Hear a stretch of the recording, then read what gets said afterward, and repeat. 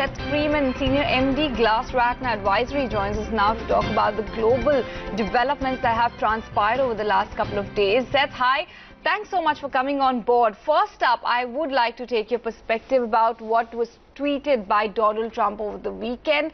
The fact that the US has finally decided to defer their tariff deadline beyond the 1st of March. It's definitely a great sign, but the skeptics are, as usual, a tad bit concerned about the fact that the deal actually may not be as beneficial or as significant. What is the sense you're getting at this point of time? How is the trade war now likely to pan out now that both the leaders of US as well as China are finally making some quote-unquote very good progress? Well, it's clear that these are very complicated talks, and although President Trump articulates a near-term deadline, I think the reality of cross-border, cross-cultural communications negotiations is that these things, just by their nature, take longer than most people hope. And the president's getting some pushback from his own senior advisor, Mr. Lighthizer, about this issue that things are going to take a little longer. But what is China's situation or China's side of the story likely to pan out like, Seth? Because at this point of time, there hasn't been any official comment coming in from the Chinese delegation or from Xi Jinping. Right now, no official agreement has been signed. And a lot of naysayers or a lot of skeptics are of the view that the whole thing may not be as good for China at this point of time, because already there are a lot of concerns with respect to what is going on in the economy side. There's been major fears of a slowdown. So what is it, how is it likely to be for the Chinese side of the story?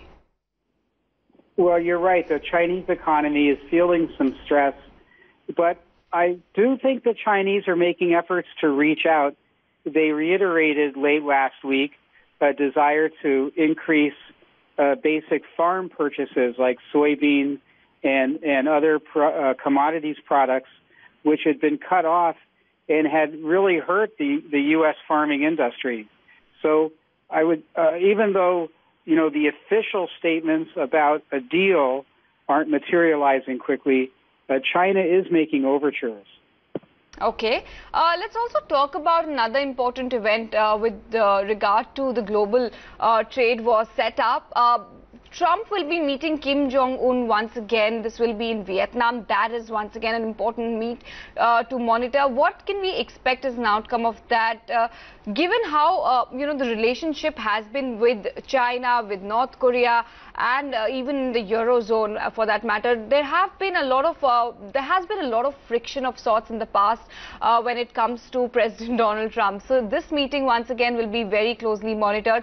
What is the kind of things that could be on the agenda, and what can we as people closely monitoring it can expect?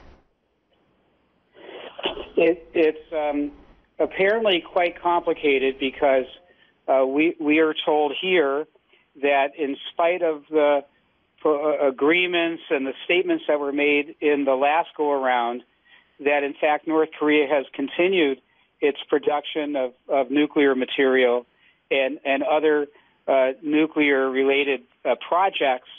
And, I think from a credibility standpoint, there needs to be some real teeth in these assertions that Vietnam is cutting back on its nuclear program, number one. But primarily there needs to be a real way of monitoring this.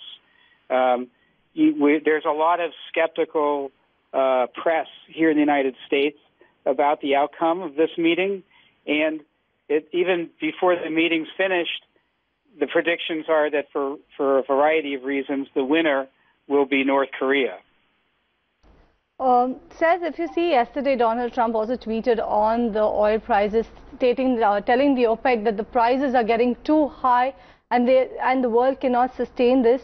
So what will be the outcome, and what will the OPEC do when they meet in mid-April for another review for 6 months, for the 6 months deadline for the crude What do you expect them to do? Will they this time again try to pacify Trump and try to get the crude prices under control, or will they just let this pass? Well, I think just to get the quote right, because it's so very New York, he said, relax and take it easy. And, you know, I think that's the president's strange effort from the bully pulpit to tell OPEC what to do. But prices did tumble, and quite a bit. And it's kind of ironic, frankly, because, you know, the United States became an exporter, and the cost and the growth in our oil production has been through horizontal drilling and fracking, as it's called. And the fact is that the cost of producing oil this way is higher than conventional extraction techniques. So frankly, the lower the price goes, the more pressure that puts on the U.S. oil production industry. So it's a double-edged sword.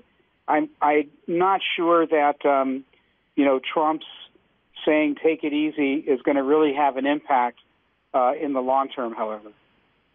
All right, Seth, thank you for joining us this morning and giving us your view on Trump's commentary on the crude, also ongoing trade war, also on the optimism front on back of that.